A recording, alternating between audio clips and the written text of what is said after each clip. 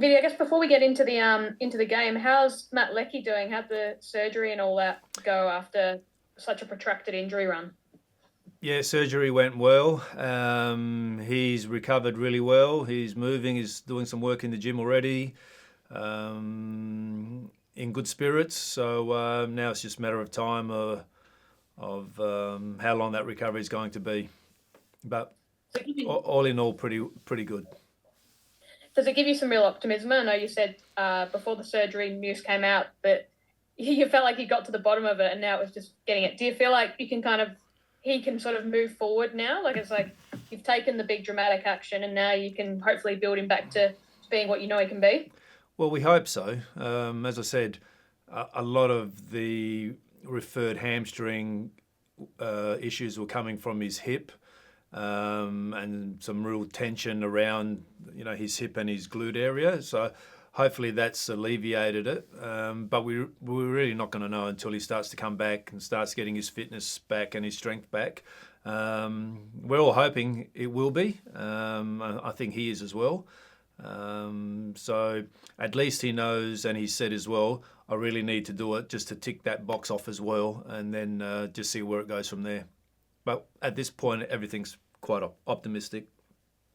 Yeah, well, I guess then optimistic, Viddy, on the timeline. I think the initial release saying he had the surgery set back before the end of the season.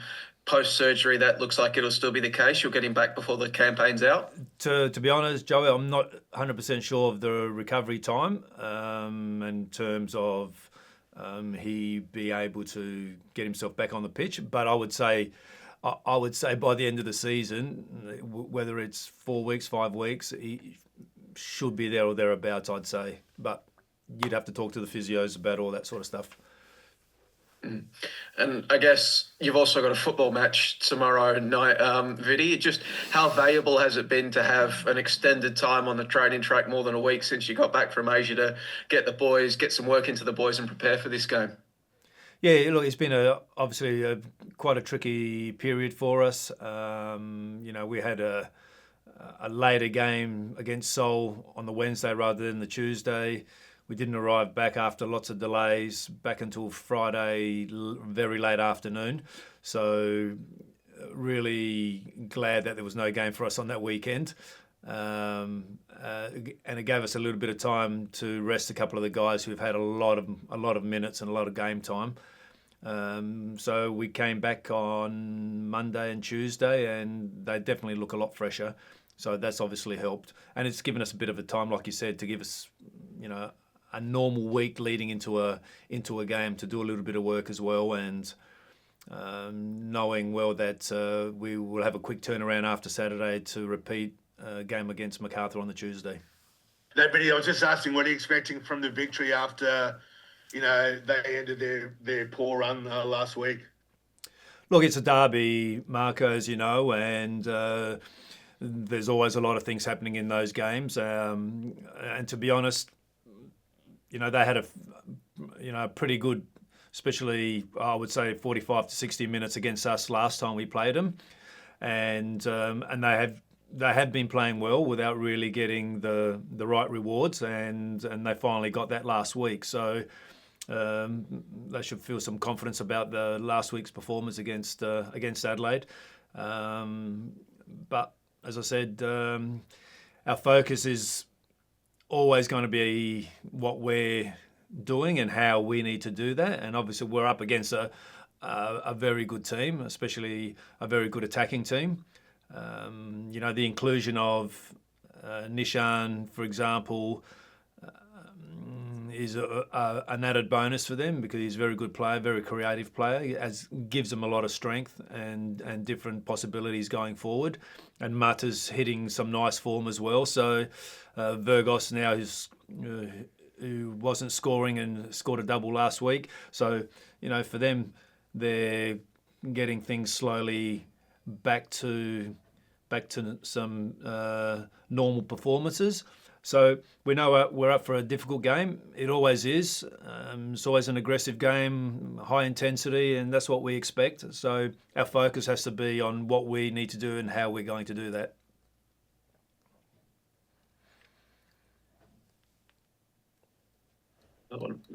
I guess, Vidi, also on this, I think this game kickstarts. You don't leave the state of Victoria for more than a month now, if Thank if I'm goodness. correct in Thank looking. goodness. Yeah. Well, you say thank goodness. Yeah, just how much of a boost is that going to be for you and the boys that now, whilst, yes, the games might come quickly, like this MacArthur turnaround, they'll be sleeping in their own beds every night? Yeah, look, I think it's important. Generally, the players, they love when there's a game every 3 days because they don't have to train. So it's all about playing and recovering. But the beauty of this next period through to January, to the end of January, is that most of those games, I think all of them are at home at Amy Park. So that's a real blessing for us because the travel does take a lot out of you, especially, the trips. The trips for us this season in the A-League leading into the Champions League have been extremely difficult, because we've always travelled and then we travel away, Newcastle and then into Korea. So they have been tough and they do take a toll somewhere down the track. But we have to find a balance where we can freshen them up and at the same time still be able to train, because that's an important part of the training program and performance. So it'll be nice just to be able to travel 7 minutes down the road. Because you've had to deal with all those challenges, but also looking like at the table, Vidi, you've only lost once thus far in the A-League season. You're obviously on the cusp of qualifying for the knockout stages of the Champions League Elite. Do you feel like you're on the precipice of a special season there at City, if you can put it all together? Well, look, you don't know how it's all going to pan out, but what I love about this group, like last year, we've continued this year, like the mentality is just first class. We've hit a lot of hurdles, a lot of bumps along the road in this short space of time in the A-League and the Champions League, but they just roll up their sleeves and they just get on with the work. There's no whinging, there's no complaining. Sometimes it's bad in terms of performance, or the performance is not as what we expect, but they just bounce back from it, and then performance are where they should be, and everyone's happy. So we have a great deal of resilience amongst the group, and I think it's important.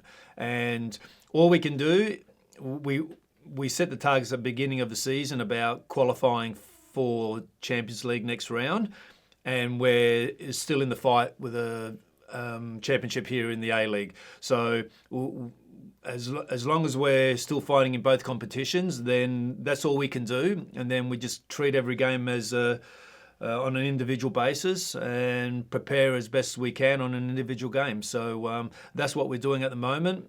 And as I said, a lot of that comes down to our frame of mind, our attitude, our mentality. And like I said, it's been first class. Naboot, Vidi, you get him back from concussion. He had started a couple of league games before that concussion. Has his fitness taken a hit back with that, or can he start tomorrow if called upon? No, his fitness is fine. He obviously missed probably, 3 or 4 days where he had to just, jog around the pitch until, he got over his symptoms, but he's in good physical shape. Obviously, the more games he plays, and that's the same for everyone, the more games they play, the more match rhythm they get. So, we're going into our last training session again this morning just to finalise what we're doing for tomorrow, and he'll play a part for sure.